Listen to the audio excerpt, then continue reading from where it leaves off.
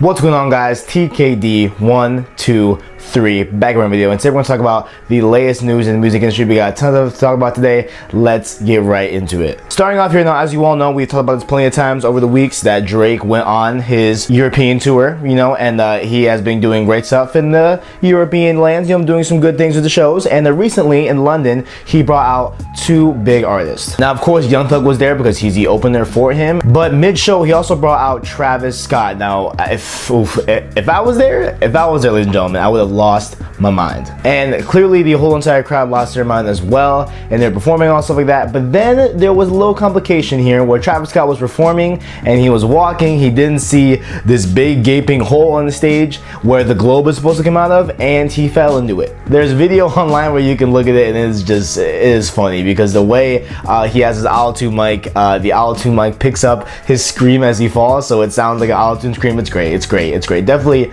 check out that video. But what allegedly happened was that when Travis Scott fell, he apparently messed up some of the equipment used to work the globe, and so the globe, I think, malfunctioned during the show or something like that, where it was supposed to blow up of some sort, later in the show, but it didn't because of Travis Scott's fault. And for that, Drake said, you know what, everyone here at the show is gonna get a refunded ticket. So everyone in that show got to see Drake, Young Thug, Travis Scott, Division, anybody else that was there for free, which is hey man, you know what? That's taking care of your people. You know what I'm saying? Like, if they buy tickets to a show and the show does not go according to plan, I probably would have maybe done the refund as well. Granted, it wasn't Drake's fault. It wasn't anything that Drake did. It wasn't anything that his team did. It was Travis Scott. But hey man, you know what? It's what it is what it is, man. So they got to see Drake, Travis Scott, and Young Thug for free. Next up here in the doc, we have Nicki Minaj, the newly single, split up from Meek Mill, Trash Can, recently, and she recently also got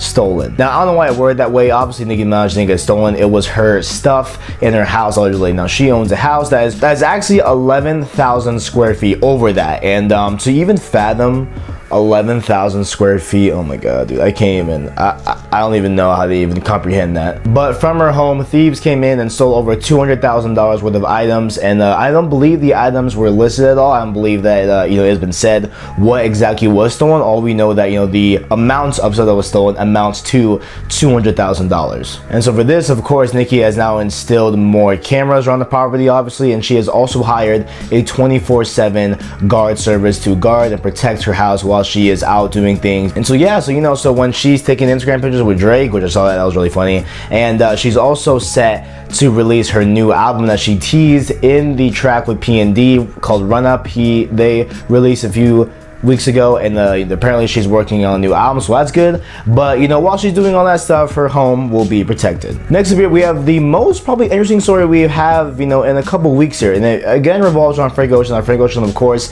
is a man that skipped out on the Grammys and stuff like that. Maybe will skip out on like a lot of other things because of his way he is, you know what I'm saying. But beside the point, right? Frank Ocean is actually being sued. Now, usually we see artists getting sued by other labels, by other rappers, but Frank Ocean is actually being sued by his own blood, his father. His father is going to sue his son for a reason that I feel is pretty unjustified and messed up. So as you all know, back in the 2016 or on June, July, there was the Orlando attack in a nightclub where a man shut up the nightclub and killed a lot of individuals that were innocent and all stuff like that. It was very tragic. And during that time, Frank Ocean took the time to post a Tumblr post to explain kind of a little story that he had and give respect to those that died. And his post said, quote, "I heard the gunman being dead among all the people he killed. I heard the news say he was one of us. I was 8 years old when I heard my dad call our transgender waitress a faggot as he dragged me out of a neighborhood diner saying we wouldn't be served because she was dirty." And this clearly relates back to Frank Ocean because he's obviously bisexual, and this obviously sparked a lot of controversy during the time of it, but I didn't even realize this happened. But his father is taking action against this post. His father is out to take legal action against him for defamation and also inhibiting him and his ability to make money due to bad publicity because of this story. And I say, you know what, screw him, bro. Like, it is 2017, we don't act like that. And just because your son told a personal story from your past, and that was actually you in the past, like, don't, I say, like, don't even try to sue this man, because he was telling a true story. He was telling a real story. He was telling a time where you were offensive and rude. And if you can't live up to that, if you can't own up to that fact that you were a rude person back in the day, or you know, if you are or not now, it doesn't really matter at this point, because this story was taking place back in the day. So you know, if you can't even live up to that, you know, I say you probably deserve the defamation and the lack of making money. And next up here, we got the classic man artist Jidenna, and he is about to release his debut album. Now this was set to be released last year in 2016, but there's some complications, and I believe there was even a listening party back in 2016, back in August, but you know, that just got delayed, and there's a bunch of other things delayed that, you know, made him push the album back to this year, but now it's coming out, and it's coming out very soon than what you might think. He said that the album will be called The Chief, and that it will debut and drop on February 17th, which is right around the corner, guys. It is almost here. It's pretty much, I think, a week out at this point, and we'll be getting a new Jidenna album, which is pretty cool. You know, I liked, you know, the song Classic Man, definitely a big fan of that, and I cannot wait for this album to drop. He also took time to describe the premise of the album, which is basically, you know, an ode to his father, who was one of the men that helped build the first PC in Africa. And this album will also take a lot of stances on issues, you know, with politics and, you know, the human race as a whole. So this is definitely going to be very much the album that's going to be putting out a lot of opinions and a lot of things that, you know, that are happening right now in the world. You know, very much a current album, if you will. And I feel like there's going to be pretty much a trend here, because, you know, we see Trump doing a lot of crazy things here in the news. You know what I'm saying? We see him do a lot of crazy things, and I feel like the music industry is not going to keep their mouth shut. And the album that you will be seeing a review on later in the week, that is Big Sean's I Decided, and I have not taken the time to listen to it yet. I will be doing that today. I mean, starting today, I'll be listening to the album when I leave for school here in about an hour or so. But beside the point, he is off, and he's getting a lot of good publicity, a lot of good praise for this album. And you know, there was a incident that happened this weekend at a club where he was pretty heated. So Big Sean, big weekend, he was out in Vegas performing at a club, and there was a man in the crowd that was throwing money in the air, not having a care in the world, just throwing it up in the air with everyone around him to see. And the Big Sean thought that this was uncalled for and unjustified, and so Big Sean called him out mid-song. I think it was I Don't Fuck With You. He was using that song, and he was you know, doing it mid-sentence, and mid-sentence he cut off and told the man, you know, what are you doing, stop, whatever. And then this made the whole crowd kind of go silent, and you know, they were all looking towards the man that was throwing money in the air, and this caused, you know, a bit of a disturbance in the show. But I say, hey man, you know, do it, man, because like, listen, the club was not a nightclub. No, it was a nightclub, but this club was not a strip club, okay? Like, there's no reason for you to be throwing dollar bills, you know, in a nightclub. And if it's a strip club, of course, go ahead, throw all the money you want. But this, where, you know, where he was performing, it was not a strip club at all. So I definitely, you know, am on side Big Sean on this. I feel like he shouldn't be doing that, especially, you know, when, you know, Big Sean's up there performing, rapping, all the good stuff, and we have this man over here in the corner deterring his performance. Next up here, we have some news about a mixtape site that is facing legal action. The site is called Spinrilla, and it's apparently a popular mixtape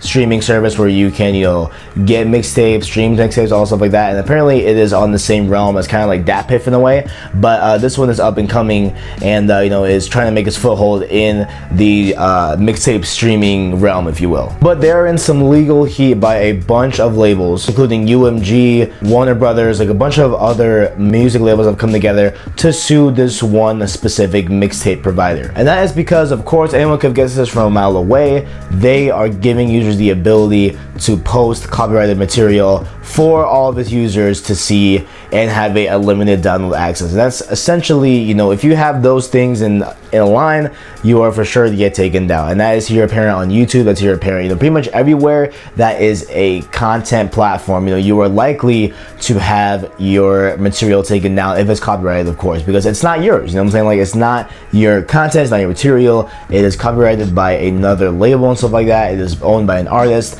so you cannot re-upload it. And I definitely agree, listen, because I agree with non-piracy. I don't like piracy at all. I'm not a fan of it. I feel like if you create content, if you create a service, if you create something that helps a lot of people or entertains a lot of people, that you should be compensated for your works. And actually, in the suit, you know, all labels have picked out 21,000 mixtapes and stuff like that that are copyrighted on Spinrilla right now. So this is definitely going to be a big thing here, and potentially Spinrilla might be taken down. So if you like that that site, make sure to, I guess, get all the mixtapes you can at this point, because soon I feel like it's gonna definitely be taken down. And lastly here, we have one more story here from Big Sean, and that is that he has gotten one of the most prestigious awards a rapper can get. And no, it's not a Grammy, it's not an award from MTV, it's not anything like that. It is very much, you know, something that is, I feel, kind of above that, you know what I'm saying, in a way. It's very much above those things that you can ever get. Now, as you all know, probably, Jay-Z has been known to give his chains out to other rappers that are younger than him, up and coming, doing big things in the industry and stuff like that. And even, you know, for example,